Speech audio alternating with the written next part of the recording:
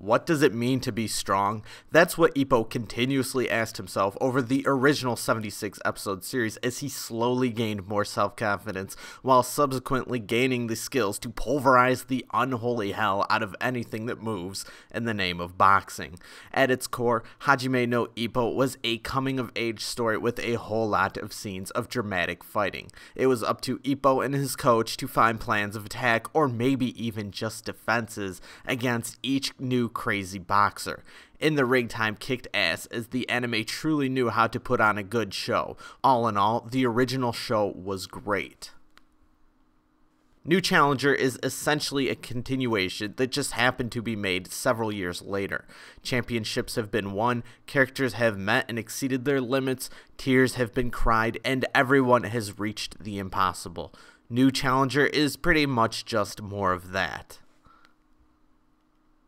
The biggest threat against the New Challenger is that you can only do so much with boxing. Thankfully, Hajime no Ippo never forgets what kind of show it is and always remains a little lighthearted. Yes, everyone is going all out, but no one is ever truly in danger beyond some sort of massive personal defeat.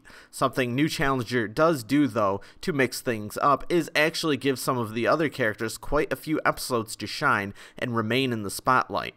Heavyweight boxer Takamura finally gets some truly difficult fights when previously, whenever we actually saw him, he was just effortlessly punching things into oblivion. Series rival Miyato gets some time in the spotlight as well, who happens to be much more of a technical fighter and relies more on counters and remaining faster than his opponent, rather than Ippo's more straightforward form of boxing.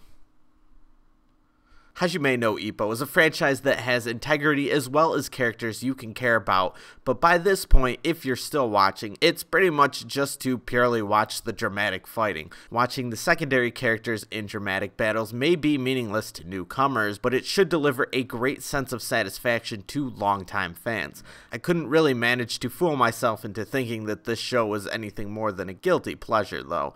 When Ippo fights, yes, the animation has improved and the boxing styles have evolved, but it's still pretty much covered ground. The same goes for the other guys too. No new lessons are learned or grand ideals are realized. This was made even further evident during the training and supposed character development in between episodes as they took place. Takamura spends a couple episodes fighting the difficulties of keeping his weight under control, but I couldn't help but wish these scenes were fast-forwarded a little. In the back of my mind, this leads me to believe that perhaps the show has become a little bit stale, which is something I don't like to admit, being that I've been on board with this series for quite a while, but it is kind of true. Hajime no Ippo is pretty much at the level of guilty pleasure now, but hey, guilty pleasures can be a hell of a lot of fun.